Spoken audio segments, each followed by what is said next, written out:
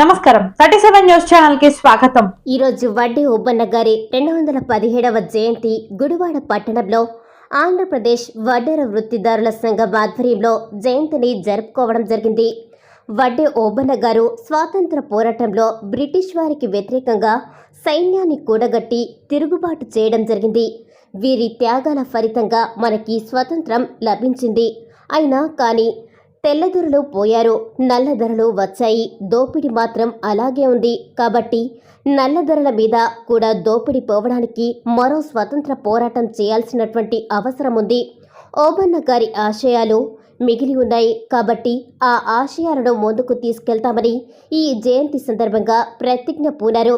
ఈ కార్యక్రమంలో సిఐటియు జిల్లా ఉపాధ్యక్షులు ఆర్సిపి రెడ్డి గారు, సిఐటియు పట్టణ కార్యదర్శి టి లక్ష్మణరావు గారు, వడ్డేర వృత్తిదారుల సంఘం పట్టణ కార్యదర్శి Chandragiri Shivanagula Malleswararao, building workers union పట్టణ కార్యదర్శి రేపానికొండ వడ్డెర వృత్తులదారుల సంఘం నాయకులు తమ్మిశెట్టి నాగ, చల్లా చిన్నారావు, బత్తుల నాగరాజు, బండి శ్రీను, చల్లా దుర్గప్రసాద్, చల్లా రాంబాబు, కొంచెం వెంకటేశ్వర తదితరులు పాల్గొన్నారు.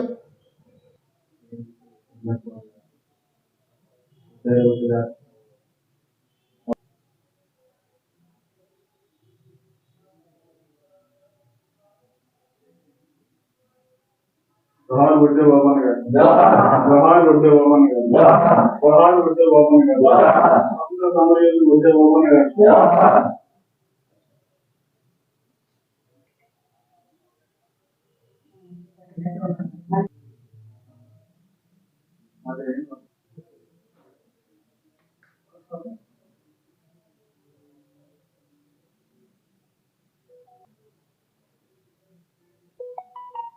రేనాటి వీరుడు వడ్డే ఓబన్న గారి 217వ జయంతి ఈరోజు గుడివాడలో వడ్డేర వృత్తిదారుల సంఘం ఆధ్వర్యంలో జరుగుతూ ఉంది.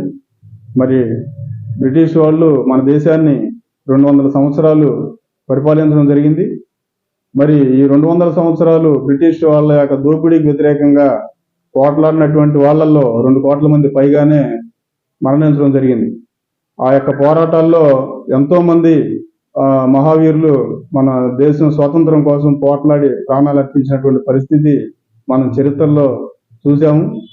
మరి వడ్డే ఓబన్న గారు కూడా ఆ రోజున బ్రిటిష్ వాళ్ళ యొక్క దోపిడీకి వ్యతిరేకంగా మరి ఆయన సైన్యాన్ని కూడగట్టి ఆ రోజున ఉన్నటువంటి రాజుల దగ్గర ఈయన కూడా ఒక సైనిక అధికారిగా ఉండి పనిచేస్తా మరి బ్రిటిష్ వాళ్ళకి వ్యతిరేకంగా సైన్యాన్ని కూడగట్టి మరి ఆ పోరాటంలో బ్రిటిష్ వాళ్ళకి వ్యతిరేకంగా పనిచేసిన సందర్భాలు ఉన్నాయి.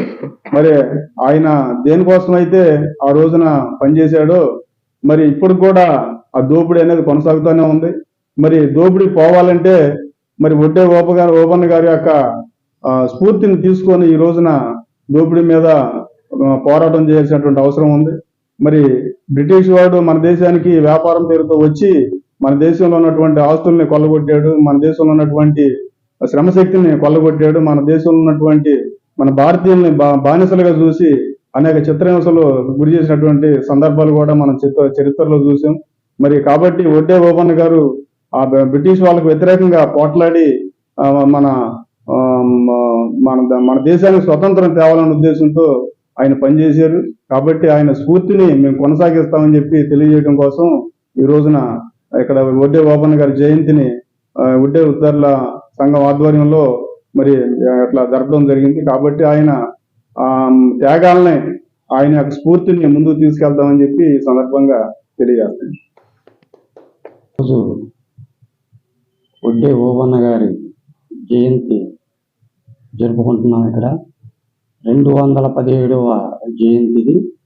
మన దేశంలో 1856లో తిరుగుబాటులో అప్పుడు మొదలైనటువంటి బ్రిటిష్ వారికి వ్యతిరేకంగా మొదలైనటువంటి రేనాటి గడ్డ మీద నరసింహారెడ్డి గారికి ఈయన సైనిక అధికారిగా ఉండి ఆ రోజున ఎంతోమందికి ఆదర్శంగా నిలిచి ఒక సైన్యాన్ని కూడగట్టి బ్రిటిష్ వాళ్ళ మీద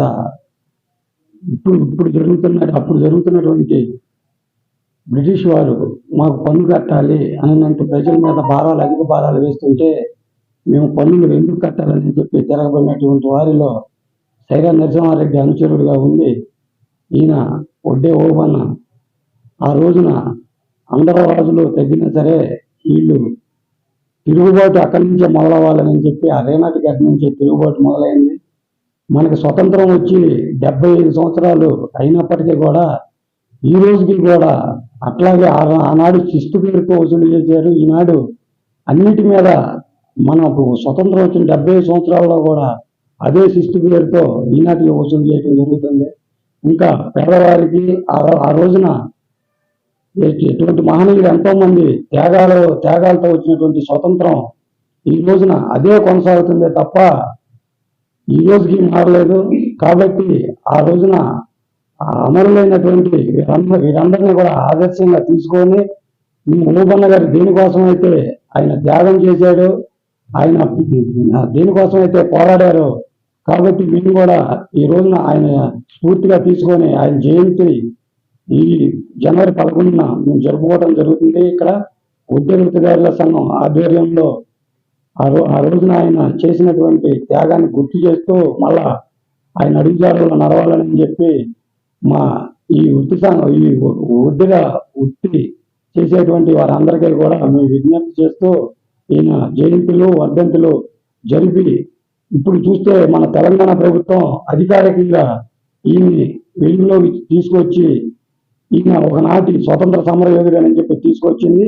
అట్లాగే ఇటువంటి స్వతంత్ర సమరయోధుల్ని మా ఉద్యోగ జాతి ఎంతో రుణపడి ఉంటుంది ఇటువంటి సమరయోధుడి పేరు చెప్పుకోవటం స్మరించుకోవడానికి కూడా.